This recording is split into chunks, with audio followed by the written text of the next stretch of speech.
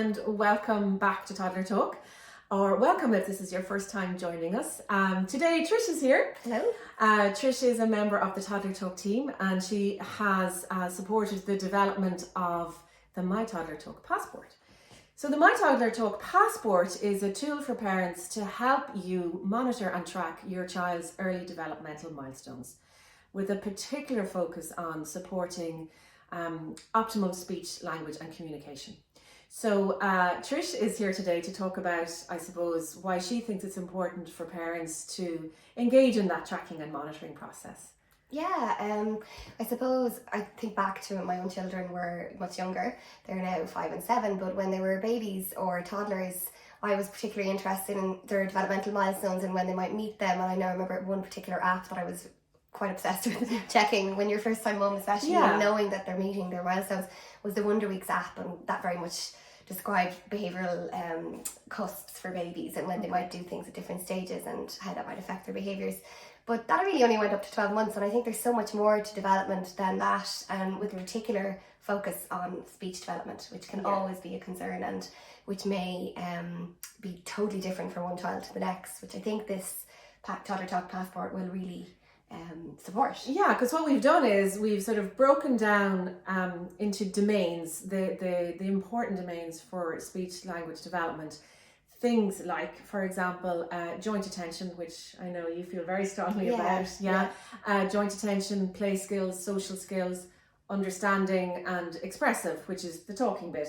But also for us to understand that those domains we can help those domains become developed and established, and that we can do lots of practical and fun activities to help that even before a child will actually start to talk as we understand it. Yeah, 100%. I think oftentimes it's only when the speaking piece doesn't happen or is delayed that we as parents start to think about, is there some delay here and what might that be?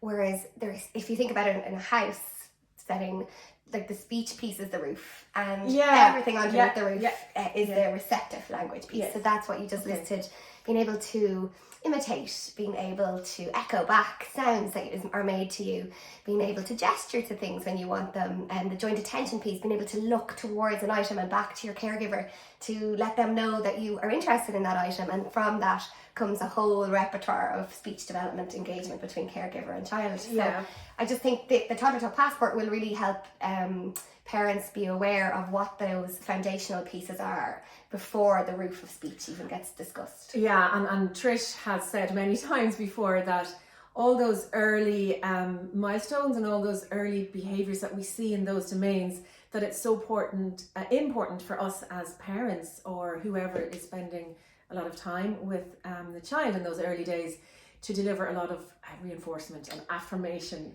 for all of those communication pieces. 100%. I think that's the lovely piece about this piece of work, is that it highlights that we, the main caregivers, mothers and fathers or grandparents, whoever is working with the child mostly, have the power to shape up that behaviour, that new speech. So being able to have the knowledge that how you respond to those efforts, those pre-speech efforts, will make them stronger. So when a child looks at a toy and looks back at you, the fact that you say, you wanted the teddy bear, and then go get it and say, here's the teddy bear, and use that opportunity to link the language to it constantly. That is essentially how our language is developed over time. Yeah, and that if we are labelling for them in our words, like, yes, you're building a block, or you put the green on the red, then they're hearing the message, what you're doing is important, but they're also starting to connect that you can add words to things to make meaning even more rich and complex. It's just the more times you have the opportunity to practice any skill, obviously we all know practice makes perfect. So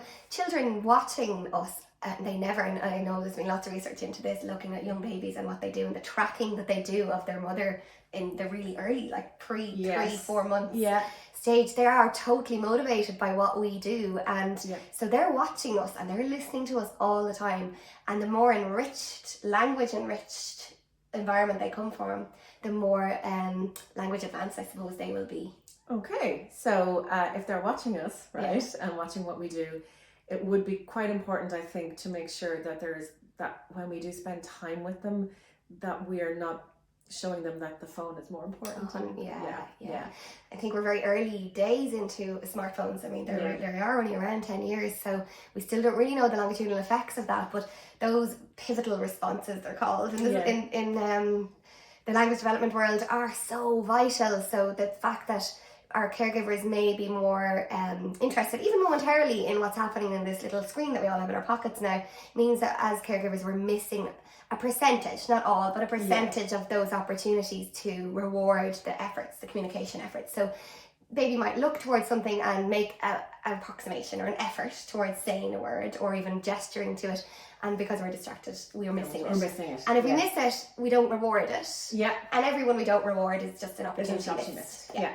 And we are mums, so we totally understand why we have phones at home. But just to help us understand more that, you know what, we need to modify that a little bit, and to make sure that we're not missing a lot of opportunities that we could be building the speech and language skills for our children. Yeah, absolutely. So the My Toddler Talk passport is under construction electronically at the moment, but we do have a version that you can access if you contact us. It's www.toddler-talk.com is our website, and you can send an email to Camilla at toddler-talk.com, and if you let us know what the developmental stage your child is at, we can send you a passport that relates to that stage. You can have a look at it, you could fill it out a little bit, you can get back to us if you have any questions, or if there's anything you'd like us to explain to you.